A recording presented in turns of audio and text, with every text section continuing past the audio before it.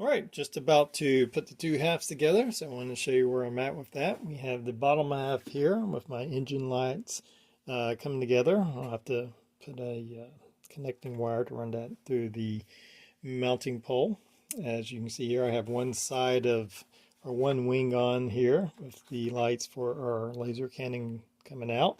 I'll have to put the other one on, and here you can see it's kind of assembled and wired. I'll just have to drill little holes in for the wires. So just have to pop that on, bring the wires out, and connect those wires. We have the top half turned upside down here. I'm going to have to clip off this switch. I won't need that inside. The circuit board will be on the inside. Clip that off. Make sure and test it that it's doing the right chaser sequence. I have to connect all these wires from the headlights and a couple of the lights that run up inside to the back plate for our lighting back there. And not too complicated, but I have to bring those all together. Still working on the base to support it. I'll probably have a couple different switches to turn everything on. I'll have some controllers like this mounted probably in the base, one for the engines that will give me some different variant kind of patterns. I'm actually looking at kind of a flashing effect for the engines instead of a kind of a random flicker. When you watch the show, it kind of looks like it kind of pulses. So, but I'll mess around, see what looks best on that. So I'll have one for that. And I think I also need one for the guns. Yes, I'll have one that kind of strobes for the guns in a sequence. So they'll be constantly on. I debated about putting a little switch that you would push and it would flash when you push the switch, but I think I'll just have it just kind of flashing on and off. The lights are only going to be on when it's demoed, or maybe if I take it somewhere. So it's not like it's going to be on all the time. So I think I'm just going to leave it on, but it'll be connected to a controller switch like this one. So I have two of these, and I'm going to leave these in the base, and so I'll be able to get to them and control it. They'll be underneath the base, and so with another kind of master switch to turn them on and off. So I may have as many as 3 switches, one to kind of run all the power from here, one for the engines, and one for the weapons. So this thing is just huge, though. It's almost as big as my 172 Falcon. It's probably as wide, probably wider than the 172 Falcon. So really nice detail, but it's going to be a beast to paint this thing. So that's where we're at with that, and now this is the pain of getting it all sealed up. All right, as you can see, I'm ready to connect my top and bottom sections of the ship. I have the wiring coming from our laser guns, from our engines. There are different wires going down. I have connected my mounting rod, this copper pipe, a nice wide diameter to run the different wiring. So I'll have 4 different wires running down and through the base of the model. And here's our base. I'll have probably several 9-volt batteries running the power, maybe something different, but right now that's what I'm imagining. We have our holes for our power buttons. So just ready to connect all that and run all this wiring down through the pipe.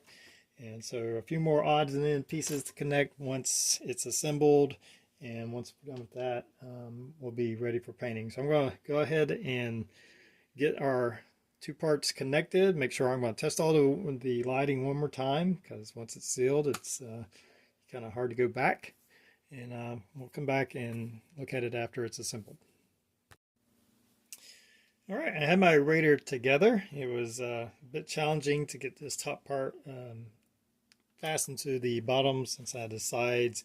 The added cockpit made it a little bit tight in there, so I was pressing these or keeping these parts kind of from pressing together firmly. But I used super glue and just went around doing section by section. That way I could kind of hold down a section, use some Insta-Set, and then move on, and that worked pretty good. There's a pretty good seam line you're going to have once this is connected, mostly right back here and a little bit up here. There's still a couple parts to go on here. you'll have this little part that'll fasten on the inside right in here. I got some cleanup to do, but I've already started cleaning that up quite a bit.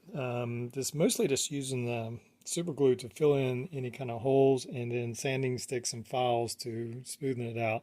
And I've gotten rid of most of it. I still have a bit of cleanup here. There's some on the back side of the engines. The front wasn't too bad. I had a little bit in these scoops. There were some gaps in these scoops in here up on the top part that I had to fill in, and I actually took some little bit of styrene plastic to kind of cover over those. They were pretty significant, but I think that's mostly from this cockpit and the way I had it glued in and with the wires and stuff. So, but it's all still together now. And I'm just working on all these seam lines on both sides. It's taking a lot of work, but I mostly have it. Once I get primer on it, it'll expose any flaws that I need to clean up. So from there, I'm going to go ahead and finish up these seams, and I think I'm going to get a primer coat so we can kind of see how everything's looking. There's, like I said, there's still a few parts still left to attach on our ship here. I think that goes right in there. I still got to clean that up a little bit. You can see that. Sorry, I just like this part. So I think there's like 5 parts left that I have to attach, but I'm going to work on these seams first before I do that. All right, as you can see, I have my base coat on. Now, I first did a primer with this Miracle Rust preventative spray enamel, and I use that all the time. Never have any issue with it.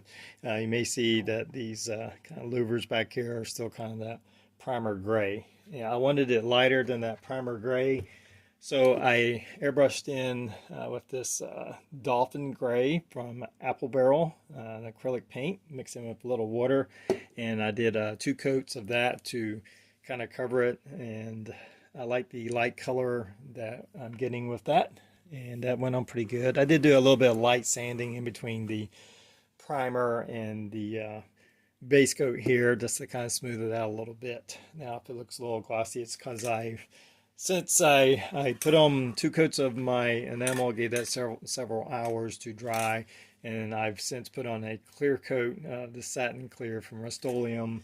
It's really big, so it's kind of hard to airbrush. It took quite a while to airbrush all of that, but I'm pretty happy with the base color. So now I can get into some of the more detailed painting.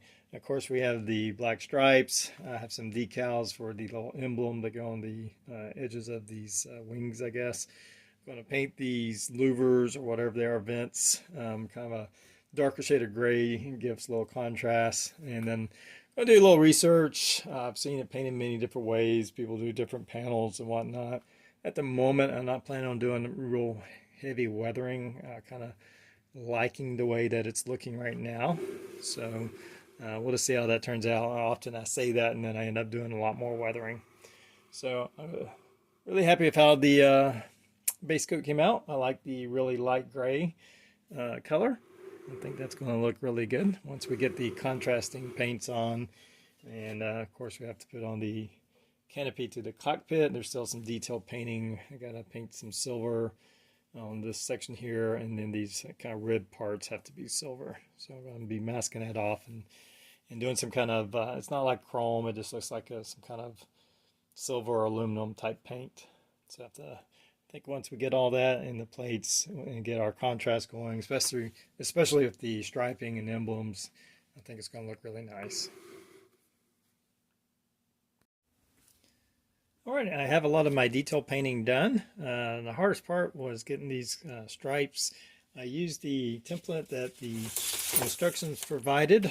I cut out the template here and then used some masking tape. Put several rows of masking tape. I only had some thin masking tape on hand, so I did a few rows of that, and then used this to cut out, to trace, and then cut out the template, and then use that to the tape to mask off these stripes. It's not perfectly matched with each other. It's really difficult, but it's close enough.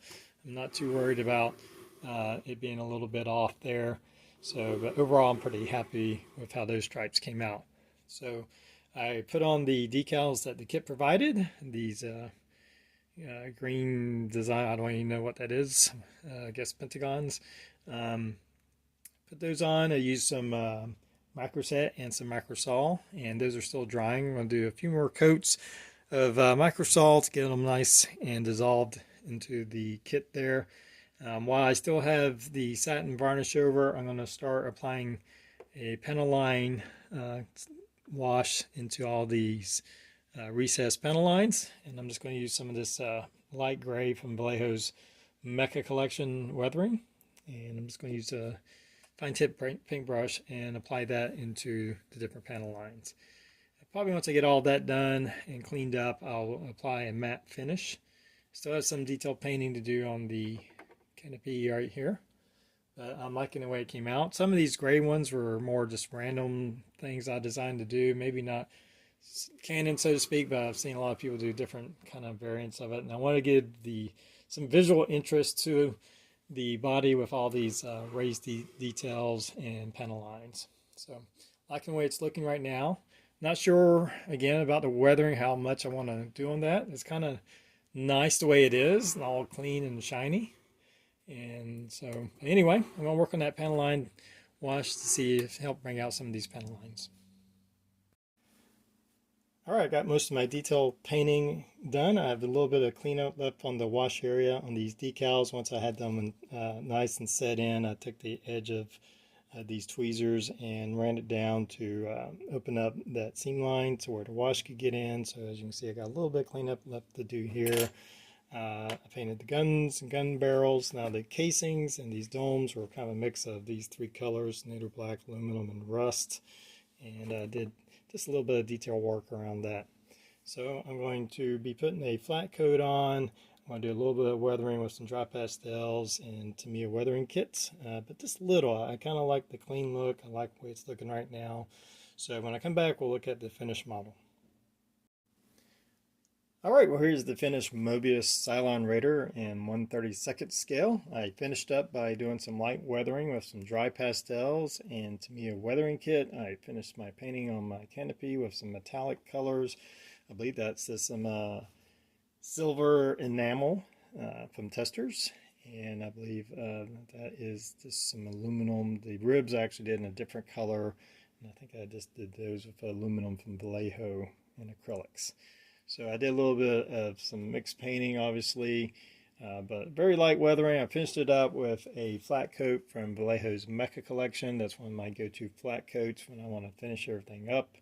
And overall, I'm very pleased with how it came out. It's a very large model, not quite sure where I'm going to put it, but it's very cool.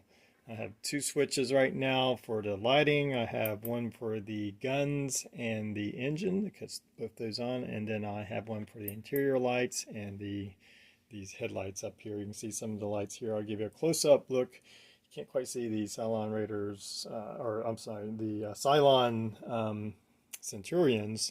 Their eyes strobing back and forth, and but that's pretty cool. I'll show you that more of a close-up in a minute. Our guns are flashing, as you can see here. Pretty happy with how those came out. Have the engine light doing its flashing effect. Give you a little closer look at that. Now these didn't come out quite as bright as I hoped. I think that's about as bright as they're going to get. I like the actual lighting effect as far as how it's flashing and strobing like that. I think that's pretty accurate to what I saw on the TV show. I just wish it was a lot brighter. But still, pretty cool effect. So, and here you can kind of see the Centurion's eyes going back and forth. I thought that turned out pretty well. Pretty happy with that effect. That was pretty difficult to pull off. You can see some of the lighting in the back. I have a little blue light giving it some lighting. Probably should have did a little bit more lighting in there. It's hard to see back in the back, or at least through the camera. It's hard to see the detail. Like I said, there's not a lot of detail in the cockpit. It's mostly those lighting focused around the chaser light eyes. So a little bit closer look at the front of the ship. Closer look at the strobing gun, and that has that LED in there. There's I think a 1mm fiber optic that's running the length of the barrel to bring that lighting effect to the very tip. So a nice strong flash there. and you can see a better close-up of some of the detailing and weathering on the panel of the ship. So I hope you've enjoyed the video. It was a fun build. It's a very nice model to build and pretty easy to light overall. The cockpit effects are definitely an option. You don't have to go through all that work. You can just paint this up, maybe light the engines, do the headlights, and you still have a very cool looking model. So guys, until next time, everybody have a good one.